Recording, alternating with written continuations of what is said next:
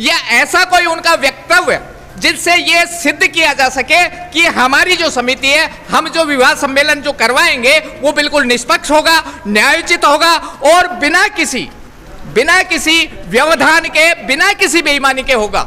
ये बात सत्य है, बिना किसी के बेईमानी के होगा। ये क्यों नहीं, मेरे प्रश्न का जवाब नहीं है ना। आपके पास कौन सा ऐसा पैरामीटर है कि आप ये कह रहे हैं कि साहब हमने स्वच्छ छवि के, तो ये कैसे सिद्ध कर पाएंगे आपकी ये कैसे? तो जब हमारा हिसाब होगा, जो पूरा डिटेल दी जाएगी हमारी सम्मेलन की। जो कैलाश जी, हिसाब तो आप मुझे 1 करोड़ रुपए दे दो, मैं भी आपको दे दूंगा 1 करोड़ का। तो मुझे तो वो चीज बताएं जो अभी आपने कही कि हमने वो स्वच्छ छवि वाले व्यक्ति ही लिए हैं। तो वो स्वच्छ छवि आप किससे मानते हैं कि ये इस व्यक्ति की स्वच्छ छवि है? सभी को मालूम होता है ये चीज, ये अच्छा आदमी है, बुरा आदमी है। तो समाज में तो मालूम तो सबको होता है, ये पैसे खाने वाला है, नहीं खाने वाला है। ये सम्मेलन में चर्चा चलती है कि भाई पैसे खाते हैं जी, पैसे उगा कर लाते हैं, पैसे खा जाते हैं जी। तो ये हमने ये निर्णय लिया है कि भाई पूरा अच्छी तरह से डेली का डेली हिसाब हो, पूरा समाज के बीच में, सब लोगों के बीच में हिसाब हो इनका जी। ये हम करना चाहते हैं इसको जी। दूसरी चीज, अभी आपने ये कहा कि गरीबों का विकास होगा। इस विवाह सम्मेलन हमारे जो आपकी जो समिति, जो अंगिरा धाम विकास समिति जो विवाह सम्मेलन कर रही है, अभी आपने एक उत्तर और दिया कि इससे गरीबों का जो है विकास होगा।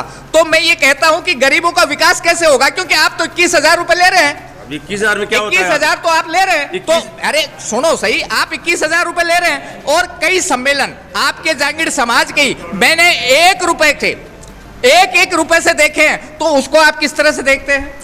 वो बात आपकी सही है। 21,000 तो बिल्कुल नॉर्मल राशि है, कोई ज्यादा भी नहीं है। नहीं, ये तो आपके लिए है ना नॉर्मल। मान लीजिए कोई गरीब आदमी है, उसके लिए तो 21,000 बहुत बड़ी रकम है। गरीब है या अनाथ है, उसके लिए निःशुल्क कर देंगे। हाँ, तो ये कहो ना कि हमने ऐसा एक पेटेंट रखा है कि जो बिल्कुल ही निराधार है, हमारा समाज का अंग है, हमारा समाज का भाई है, यदि उसका कोई जोड़ा आता है या उसकी कोई बेटा या बेटी आती है, तो हम उनसे ये 21,000 रुपए की जो राशि है वो हम समिति द्वारा नहीं ली जाएगी। यही तात्पर्य है। बिल्कुल सही। हाँ, अब आइए आप बात, तो आप उन लोगों से आप पैसा नहीं लेंगे जो बिल्कुल ही गरीब है, अनाथ है, जिनके।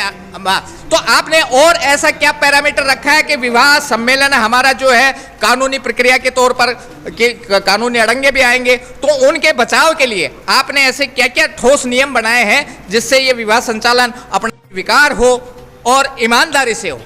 देखो, कानूनी प्रक्रिया तो पूरी होगी। 18 साल की लड़की और 21 साल का लड़का होगा जी।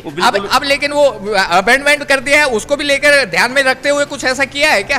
कानून में अमेंडमेंट किया है, 21 साल से बढ़ाया है, 18 साल से बढ़ाया है, तो उसको भी तो कहीं दिमाग में है क्या? अभी थोड़ी हुआ है फाइनल वो बढ़ाने वाला जी, अभी नहीं हुआ वो फाइनल बढ़ाने वाला, तो अभी नहीं हुआ है। हो जाएगा तो हम भी कर देंगे उसको जी। और क्या क्या किया है? और जो भी जोड़े आएंगे उनका बिल्कुल पूरा डॉक्यूमेंट्स, जैसे डॉक्यूमेंट्स में क्या चीजें लेंगे? आधार कार्ड होगा उनका, जाति प्रमाण पत्र होगा, आयु की उम्र होगी, मतलब टीसी वगैरह होगी उनकी। मतलब आपका कहने का मतलब है हमने ये सारी फॉर्मेलिटीज पूरी करने के बाद ही, जैसे आधार हुआ, उनके एज प्रमाण पत्र हो गया, उनका जाति प्रमाण पत्र हो गया, ये सारे डॉक्यूमेंट इकट्ठे करके कलेक्ट करके तो ही हम अनुमति देंगे। यदि हमारे वहाँ उसका दिया हुआ आवेदन, जो जोड़े का जो दिया हुआ आवेदन है, यदि वो समिति द्वारा, निर्णायक कमेटी द्वारा यदि वो शुद्ध है और सटीक है उसकी दी गई सूचनाओं के अनुसार, तो ही हम उस व्यक्ति को एंट्री देंगे। हाँ, बिल्कुल सही बात है जी। धन्यवाद, आपका दिन शुभ रहे। इंडियन टीवी से बात करने के लिए बहुत बहुत